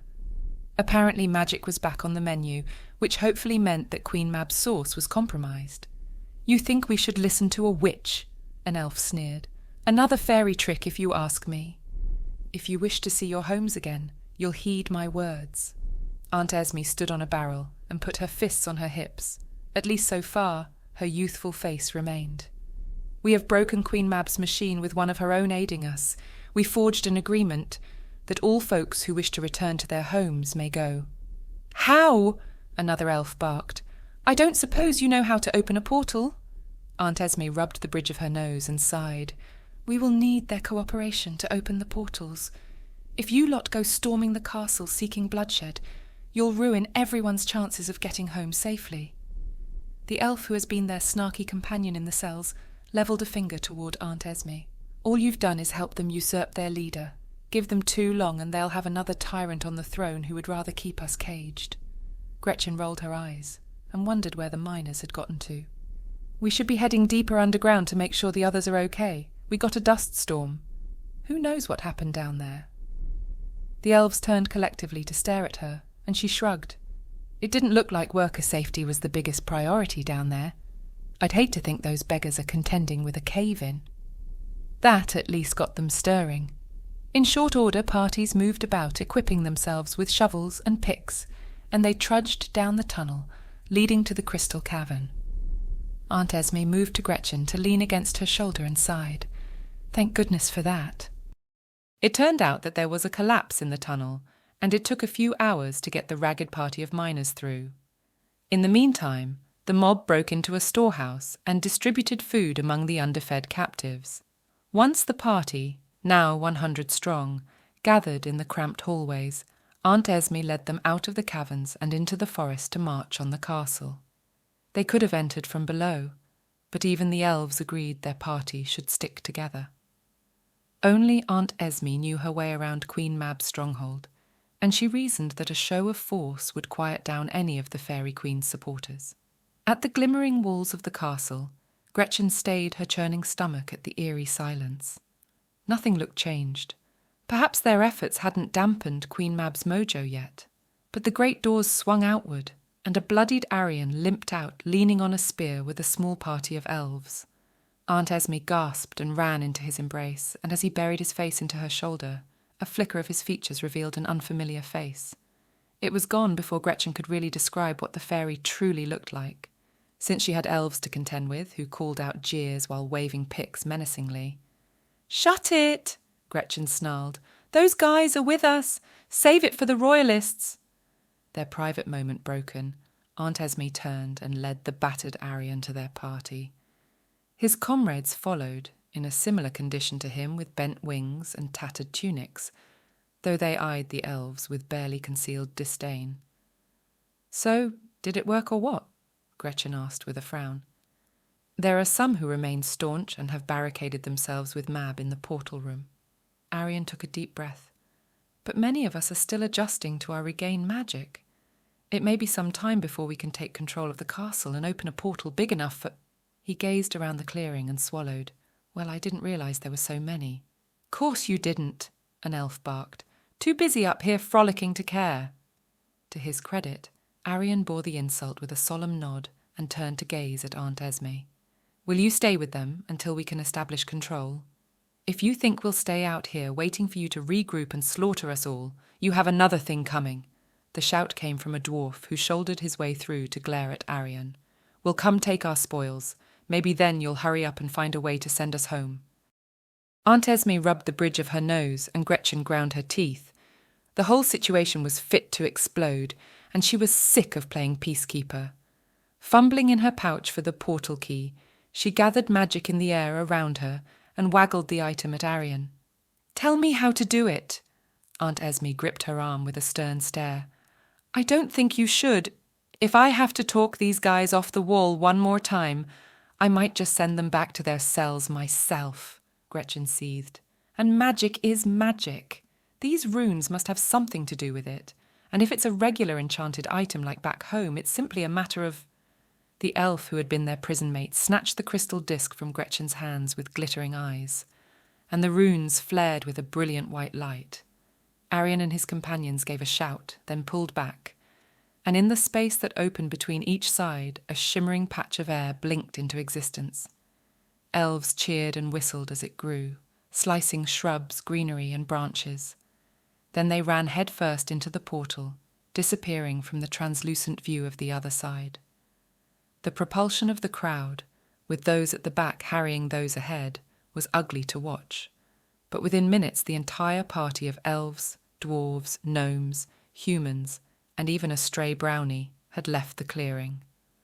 The portal closed, and Gretchen tentatively stepped closer, casting around for any sign of the crystal disc, and cursed when she realized the elf had taken it with him. "How do they even know where they opened that stupid door to?" Gretchen stomped. "They could all be falling through the air like lemmings." "Elves are well versed in portals. No doubt they've ended up in their home grove," one of Arian's companions said. He was taller and lither, but seemed to have more trouble than Aunt Esme's paramour in keeping his glamour in place. His mouth twisted in an ugly rictus as he spoke. Elves had portal knowledge? Gretchen dragged her hand over her face and groaned. The regular parties of wood elves who frequented the Salton Bog could have answered all her questions about portals and Aunt Esme's location all this time. She really needed to make a point of getting to know those guys better. But they didn't make for the most entertaining drinking buddies. "And what about the rest of them?" Aunt Esme asked. "Some weren't from our own world. I'm not even sure the elves hail from our world." "They'll have to figure it out." Gretchen smacked her lips. "I'm sure it won't take long before the elves tire of the gnomes desecrating their groves or dwarves felling trees for their forge fires. Just tell me we have more of those keys lying around." "In Mab's stronghold," Arian's voice was grim. "We should gather those who are able-bodied now before she has time to recoup." Gretchen didn't need convincing and followed the party inside the walls. The chaos of the castle broke the silence of the forest, with crystal statues toppled and crunching underfoot as fairies moaned piteously in huddles, their features dark and twisted. A few followed in their wake, hobbling along with drooping wings, and by the time they reached the barred doors of Mab's private quarters, a ragtag mob assembled behind them. "It is over, Mab," Arian called. "Your slaves are freed and magic has returned to us. Concede defeat and we can begin treating for a resolution." But there was complete silence behind the doors. The fairies shuffled and shared looks between them. Gretchen's stomach dropped as she realized what they were thinking. "She's gone, isn't she?" Some fairies glared, but Arian's shoulder slumped, and he called for others to help him break down the doors. With a headless crystal statue repurposed as a battering ram, the carved oak splintered and tore apart piece by piece. Beyond was an empty chamber, with crystal vents in the floors absent of the pinkish steam Gretchen had glimpsed in their earlier attempt at entering. Shattered crystal likewise littered the floor, and Gretchen's breath caught. "The portal keys," her words came out as a sob. "Gone," Arian confirmed. Gretchen threw her head back and howled in a torrent of rage and anguish. She should have leapt into the portal along with the rest. After all she'd done, and all they'd been through, she was still stuck in an alien world. Those ingrates had left her high and dry, and they doomed her to see out her days in a weird forest with fairies, who would soon come to regret letting the unhired help go. "Come along, Gretchen." Aunt Esme wrapped an arm around her shoulder and steered her out of the chamber. "You must be hungry. I'm sure the food is safe enough now." It was absolutely like her aunt to think that a good meal would solve a problem as dire as that one. But Gretchen's growling stomach betrayed her. Defeated, she trudged away from the fairies, who still lingered open-mouthed in the doorway, and down halls littered with debris, and more fairies, who remained shell-shocked. But Gretchen's curiosity piqued as she observed young women and some men rushing around either clearing up or tending to the fallen. Witches and wizards, Gretchen realized as Aunt Esme spoke. "There are quite a lot of us around. I should think with the new order, a different equilibrium will follow." She nodded to a woman who tended a fairy, the two sharing a deep, meaningful look before the woman inclined her head to Esme in a kind of deference. "The fairies might not know how to do for themselves, but us witches will have the place spick and span within a few days." It was like Aunt Esme didn't even consider that they would want to go home. But then, in a world where they were treasured rather than scorned, Gretchen could see why they might want to stay. Except for the wizards, perhaps. But even they seemed as industrious as the witches armed with brooms and buckets. "But how will I get home?" Gretchen stopped in an open chamber and flapped her arms. "I mean, it's been great seeing you and all, circumstances aside. And maybe a year ago I would have found the idea of staying appealing, but can't we just find a way to leave? You can bring your boyfriend. I'm sure it's not too late to tack on a few extra rooms to the cottage while the builders are around. We'll—" Aunt Esme placed her finger over Gretchen's lips and shook her head sadly. She opened her mouth to speak and hesitated over the words before sniffing and pulling Gretchen into a hug. With her face buried in Gretchen's shoulder, she whispered in her ear, "What is waiting for me back home, Gretchen? A tired body with creaky knees? A chair by the fireside?" "You've got your family." Gretchen's throat constricted, and she regretted the harsh words as soon as they left her mouth. Aunt Esme drew back and held Gretchen's shoulders. "I've got the chance to live my life over again, go tearing through the trees on a whim with feet that are young and strong. I've gone from mother to maiden again, Gretchen, and neither you nor your sister have need of a mother any more. Would you deny me this gift?" Gretchen thought back to her childhood, and the great aunt, who had put aside her life to rear two newly orphaned kids. She never complained about it or showed them anything less than love and kindness. Of course, she deserved another shot at youth. She smiled through the raw sense of impending loss and closed her eyes. "I'm going to miss you. That is, if there's any way to get back now.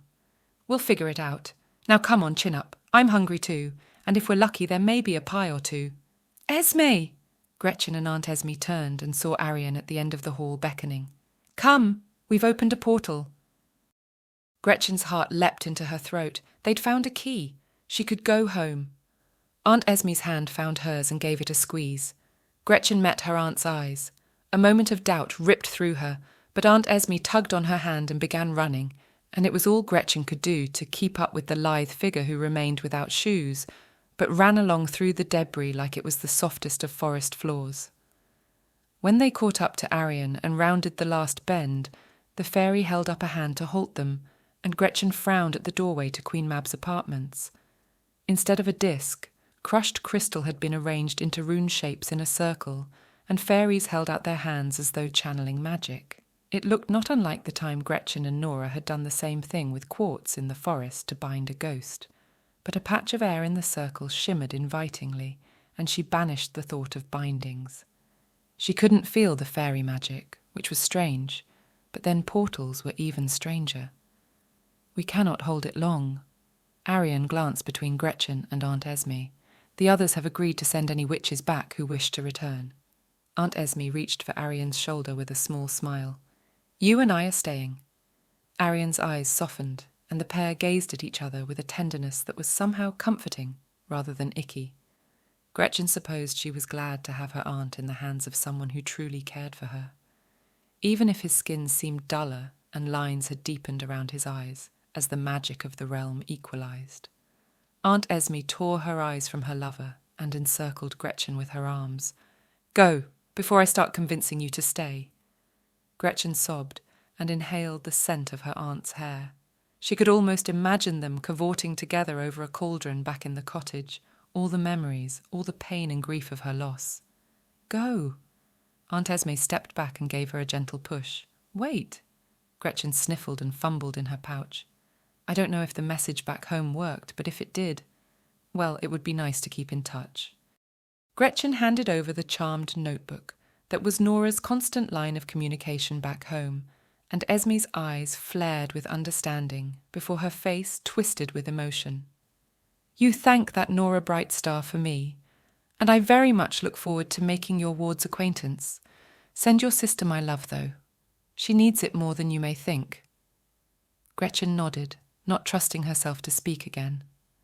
Turning her attention to the circle and the fairies maintaining the portal with strained faces, Gretchen took a deep breath and strode forward.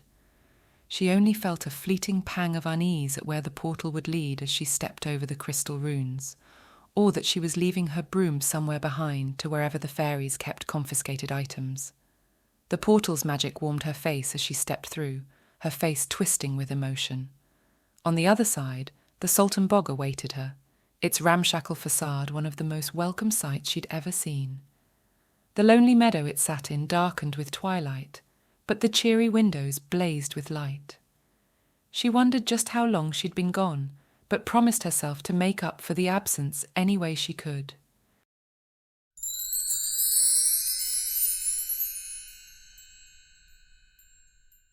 Epilogue. It was in Cordelia's study at the academy that Gretchen was finally reunited with Piper, with her sister and Jürgen standing back as the pair sobbed in each other's arms. Nora arrived soon after, panting as though she'd run up every step from the ground floor, and Gretchen embraced her friend before holding her at arm's length. "Do you have the notebook?" Jürgen had confirmed that her hastily scrawled message had been received a week ago, sending Nora into a tailspin of soaring through the skies looking for portals. Her friend fumbled in her satchel and drew forth the leather-bound book, and Gretchen snatched it to stare at the message she'd left, which seemed like an age ago, even if it was probably less than 24 hours. Gretchen turned to Cordelia with prickling eyes and pressed the book into her palm. "This is yours now. I had my turn with Aunt Esme. I'm sure she would dearly like to speak to you." Cordelia's face crumpled, and she perched on the side of her desk in an undignified manner, so unlike her usual icy demeanour. "You mean you really saw her?" Gretchen blinked and realised she'd been babbling since she arrived. Jürgen had endured her ranting for hours on the trip in his cart to the city under the stars, but he was the only one who had the full story on what happened. Gretchen stopped to look between Piper, Nora and Cordelia, and realised her brief message, eventual arrival back, and disjointed raving about fairies and people presumed dead must have made her look a little crazy. "I'll explain. I'm sorry. It's just so good to be home."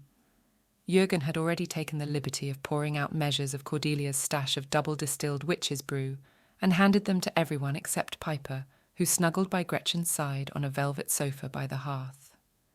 Cordelia stared vacantly at the message in the notebook and gulped her drink before joining them at the fireside. Gretchen began her story at the start, omitting perhaps one or two details of what drove her head first through the portal, and described the sequence of events in as great a detail as she could. At times, either Nora or Cordelia asked her to stop and explain one or two things, and even Piper chimed in with a question or two. "So, it was only a few days for you?" She peered up at Gretchen with a frown. "A whole moon cycle has passed since you left." Gretchen gave the girl a squeeze and blinked back tears as she imagined her worry. "Hard to say, kid. Everything happened so fast. But I promise you, no more crazy adventures. I'm staying put to be here when you need me, boring potion shop or not." Cordelia and Nora scoffed in unison, and Gretchen gave them a sharp look, then noticed Jürgen shaking his head with a rueful grin. "What?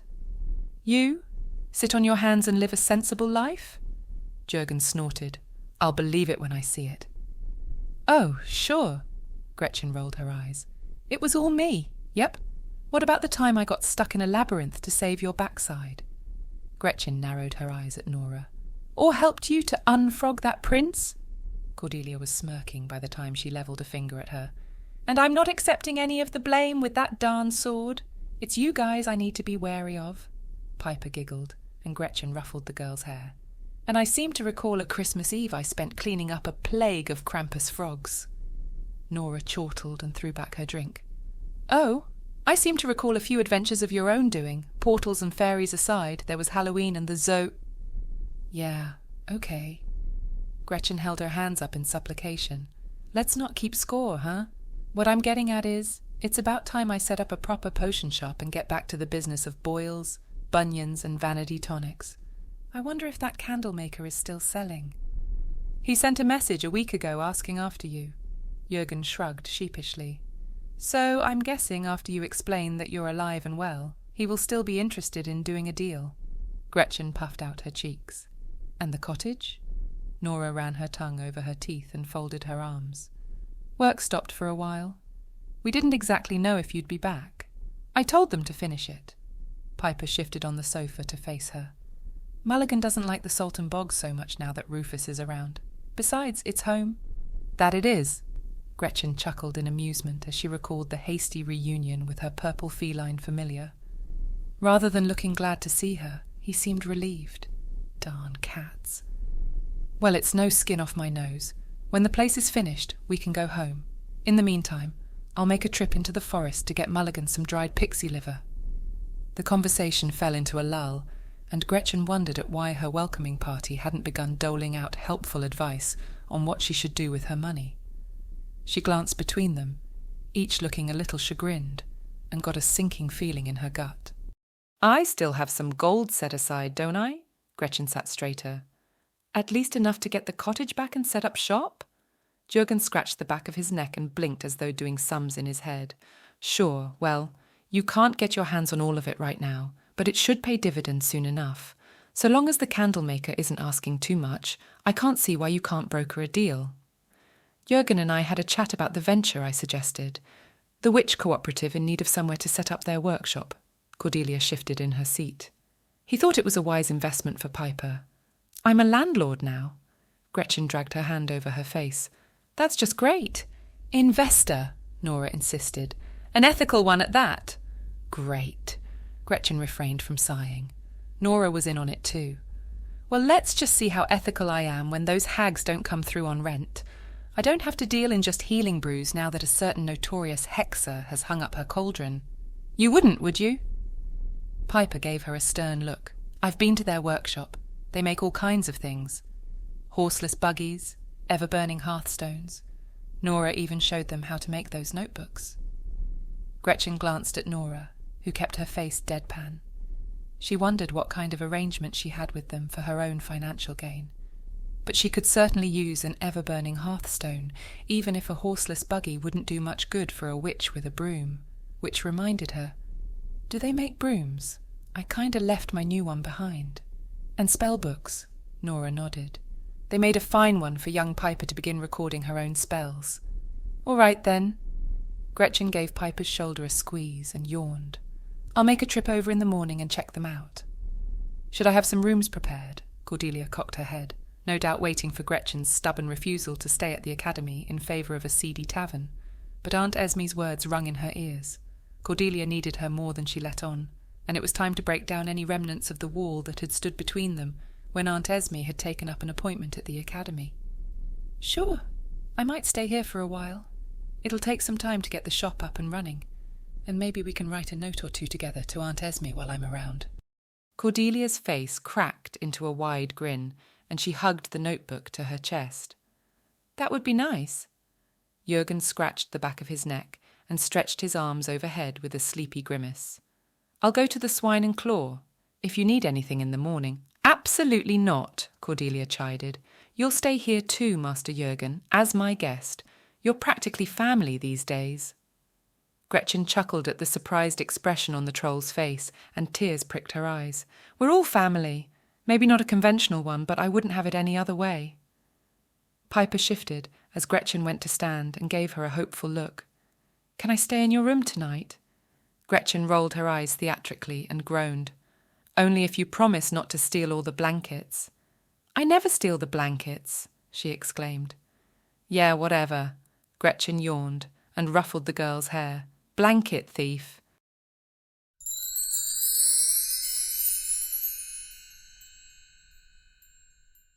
Thank you for joining me on this final misadventure through Queen Mab's Castle, Episode 12 of the Gretchen's Misadventures series. If you've enjoyed the series, don't forget to subscribe to my channel for more enchanting readings and fantastical tales. You'll hear more about Gretchen's exploits in other series, including Gretchen's new adventures and A Witch Walks into a Bar. But tell me, which was your favourite misadventure? Let me know in the comments below. Until next time, may your books be filled with wonder and your days with magic. Happy reading!